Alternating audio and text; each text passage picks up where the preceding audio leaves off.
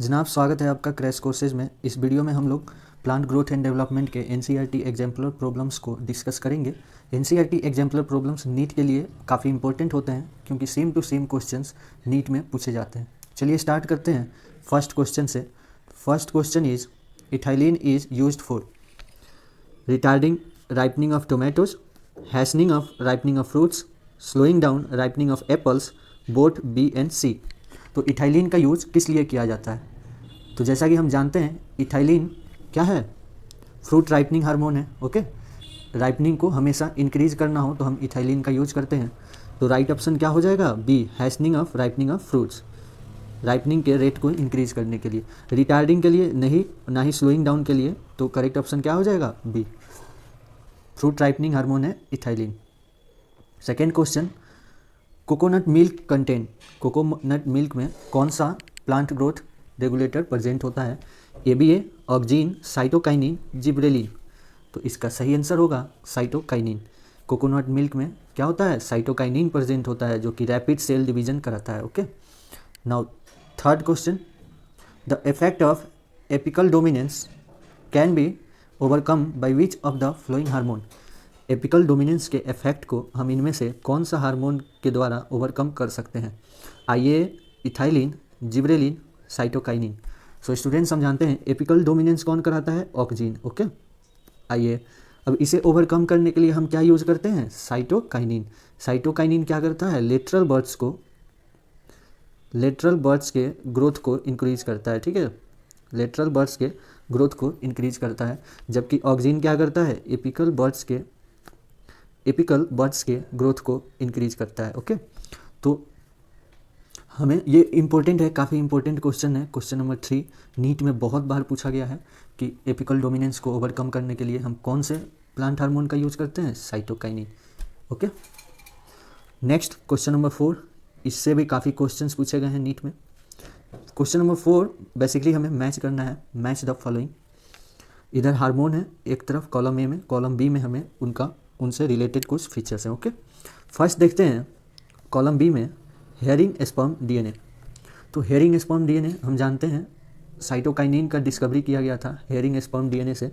किसने किया था? मिलर एट अल ने साइटोकाइनिन का डिस्कवरी हेयरिंग स्पर्म डीएनए से किया था। तो ई का 1। ओके, बोल्टिंग कौन कराता है? बोल्टिंग जिब्रेलिक एसिड कराता है। बोल्टिंग होता क्या है?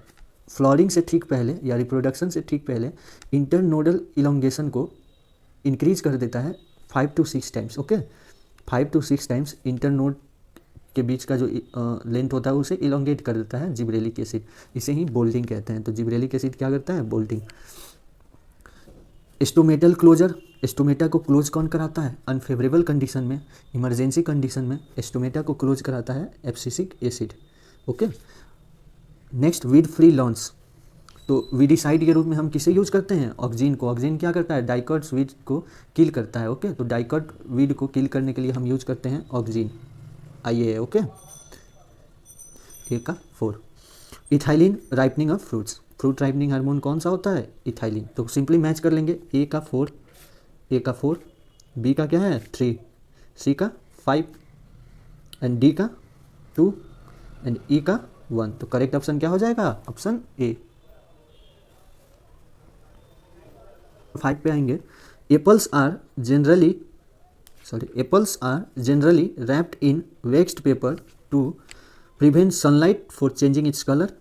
Second, prevent aerobic respiration by checking the entry of O2. Third, prevent ethylene formation due to injury. And fourth, make the apples look attractive. So question क्या कह रहा है कि एप्पल्स को हम लोग वेक्स्ड पेपर में रैप क्यों करते हैं? तो जैसा कि हम जानते हैं इसका सही आंसर क्या होगा? इसका सही आंसर होगा B, prevent aerobic respiration by checking the entry of O2। Generally हम क्या चाहते हैं कि एप्पल का जो राइपनिंग है उसे हम स्लो कर दें। ओके, स्लो करने के लिए क्या करते हैं कि हमें रेस्पिरेशन को, एरोबिक रेस्पिरेशन को स्लो डाउन करना पड़ेगा। ठीक है, तो इसके लिए हमें क्या करना पड़ेगा? वैक्स पेपर को रैप करना पड़ेगा एप्पल्स पे। ये क्या करता है? ऑक्सीजन के एंट्री को रोक देता है, और ऑक्सीजन का एंट्री रुकेगा तो एरोबिक रेस्पिरेशन रुकेगा, और एरोबिक रेस्पिरेशन रुकेगा, स्लो डाउन होगा एरोबिक रेस्पिरेशन, तो क्या होगा? राइपनिंग भी स्लो डाउन होगा। तो करेक्ट ऑप्शन हो जाएगा बी।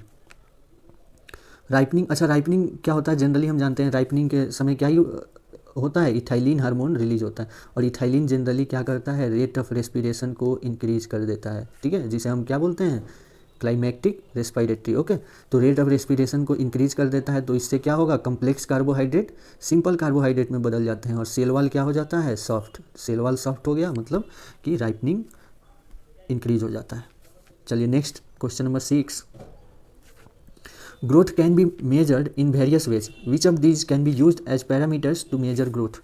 तो ग्रोथ को हम लोग इनमें से कौन से प्रॉपर्टी को हम लोग यूज कर सकते हैं एज अ पैरामीटर ग्रोथ मापने के लिए, increase in cell number, increase in cell size, increase in length and weight, और ऑल ऑफ द अबव। तो ये एनसीईआरटी का लाइन है, ग्रोथ को हम लोग मेजर करने के लिए हम सेल नंबर से मेजर कर सकते हैं कि पहले इतने सेल्स थे अब इतने हो गए, सेल साइज से हम मेजर कर सकते हैं ग्रोथ को, और लेंथ कितना इंक्रीज किया या वेट कितना इंक्रीज किया, इससे भी हम ग्रोथ को मेजर कर सकते हैं। तो करेक्ट ऑप्शन क्या होगा, D, all of the above. चलते हैं next question number 7। Question number 7 is the term synergistic, okay, the term synergistic action of hormones refers to.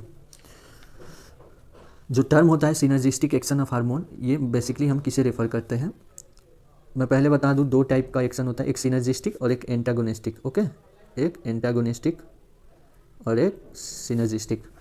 तो सिनर्जिस्टिक क्या होता है, when two hormones act together but bring opposite effects. D option is when two hormone act together and contribute to the same function. C when one hormone effects more than one function, and D when many hormones bring about any one function.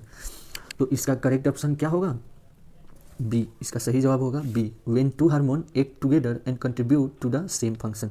क्या होता है कि antagonistic क्या होते हैं और synergistic क्या होते हैं। सिनर्जिस्टिक में होता है जब दो हार्मोन, ठीक है, कोई सेम इफेक्ट लाते हों, ठीक है, कोई सेम इफेक्ट प्रोड्यूस करते हों, तो वो सिनर्जिस्टिक होते हैं। और एंटागोनिस्टिक क्या होते हैं, जब वो अपोजिट इफेक्ट लाते हैं, ठीक है, अपोजिट इफेक्ट प्लांट में लाते हैं, तो वो एंटागोनिस्टिक होते हैं। तो करेक्ट ऑप्शन क्या हो जाएगा, बी, सिनर्जिस्टिक। जैसा इसका एग्जाम्पल ले लें हम, तो एग्जाम्पल होता है ऑक्सीन और साइटोकाइनिन, क्या होते हैं, सिनर्जिस्टिक होते हैं, दोनों सेल डिवीजन को इंक्रीज करते हैं, ओके, सेल डिवीजन कराते हैं।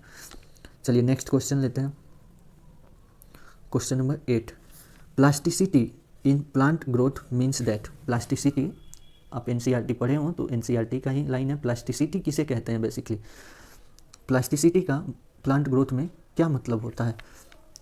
फर्स्ट है plant roots are extensible, second plant growth is dependent on the environment, and third stem can extend, and fourth none of the above.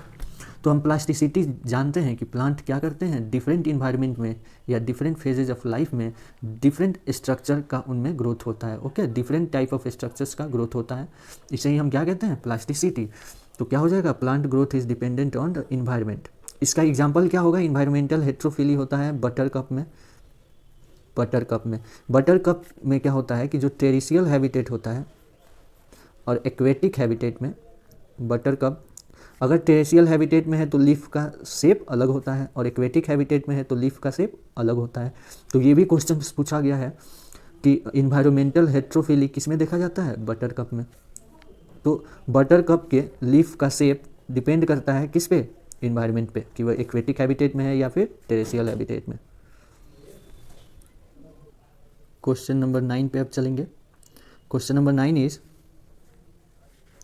9 to increase sugar production in sugar canes they are sprayed with. अब ये भी question NEET में पूछा गया है कि sugar production को increase करने के लिए, ठीक है, शुगर केन का हाई यील्ड प्राप्त करने के लिए हम कौन से हार्मोन का स्प्रे करते हैं, आईए, साइटोकाइनिन, जिब्रेलिन या फिर इथाइलिन। तो इसका करेक्ट आंसर होगा जिब्रेलिन। तो जिब्रेलिन क्या करता है, जिब्रेलिन स्टेम लेंथ को इंक्रीज कर देता है, जिब्रेलिन क्या करता है, स्टेम लेंथ को इंक्रीज कर देता है, जिससे कि शुगर केन का हमें हाई यील्ड प्राप्त होता है, ओके, क्या होता है, हाई यील्ड प्राप्त होता है। तो राइट ऑप्शन क्या होगा, C. Coming to next question, question number 10 is ABA x antagonistic to. ABA किसके एंटागोनिस्टिक कार्य करता है, इथाइलिन, साइटोकाइनिन, जिब्रेलिक एसिड या फिर आईएए। तो हम जानते हैं एबीए किसके एंटागोनिस्टिक होता है, जिब्रेलिक एसिड के, ठीक है। दोनों का फंक्शन डिफरेंट होता है, जैसे कि एबीए क्या करता है, एबीए ग्रोथ इनहिबिटर है, ओके, ग्रोथ इनहिबिटर है, जबकि जीए जिब्रेलिक एसिड क्या होता है, ग्रोथ प्रोमोटर होता है। ओके, वैसे ही एक दूसरा एग्जांपल ले ले तो अगर एबीए सीड डोरमेंसी को प्रोमोट करता है, जबकि जिब्रेलिक एसिड सीड डोरमेंसी को ब्रेक करता है। Okay, so the ABA x antagonistic to gibberellic acid, C is correct. Coming to next question number 11, plants are those monocarpic plants are those which bear flowers with one ovary, flowers once and die, bear only one flower and D all of the above। तो monocarpic plants क्या होते हैं generally हमें बताना है, तो इसका सही जवाब होगा B, flowers one and die. Monocarpic plants जैसे एग्जांपल हो गया क्या, बैम्बू। एग्जांपल में क्या हो गया, बैम्बू। बैम्बू क्या करता है, लाइफ में सिर्फ एक ही बार फ्लावर करता है और उसके बाद इसके डेथ हो जाता है, तो इसे हम क्या कहते हैं, monocarpic plants. Next question, question number 12, जो कि वंस अगेन आया था कब, नीट 2019 में। ये सेम क्वेश्चन पूछा गया है आपको नीट 2019 में, तो इसलिए इंपॉर्टेंट होता है एग्जाम्पलर को problem, same to same questions NEET में पूछे जाते हैं। The photoperiod in plant is perceived at meristem, flower, floral bud या फिर लीव्स। तो सिंपली हमें साइट ऑफ परसेप्शन पूछा जा रहा है फोटो पीरियड का, तो इसका करेक्ट ऑप्शन होगा डी, लीव्स। लीव्स क्या होता है, साइट ऑफ परसेप्शन होता है फोटो पीरियड के लिए, ठीक है, तो करेक्ट ऑप्शन होगा D. So thank you students, अगर आपको ये वीडियो पसंद आया हो तो लाइक शेयर एंड सब्सक्राइब करना ना भूलें।